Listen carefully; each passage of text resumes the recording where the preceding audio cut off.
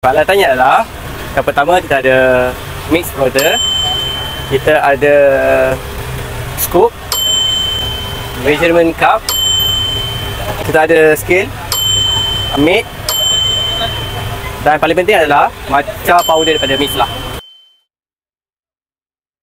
Okay, sekarang ni saya nak buat strawberry matcha latte yang best seller dekat kedai ni lah. Jom. 20 gram bersamaan 2 scoop powder matcha daripada Mixla. Kita akan letak fructose 1 pump. Okey. Dan kita akan letakkan dia air kosong sebanyak 40 ml.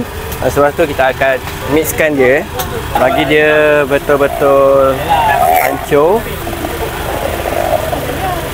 So kita akan ambil 1 scoop strawberry jam, ratakan di bahagian bawah.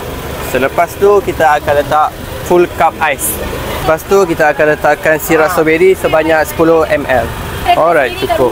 Dan kita akan letakkan fresh milk sebanyak 120 ml. Okey, ni dah siap strawberry matcha latte.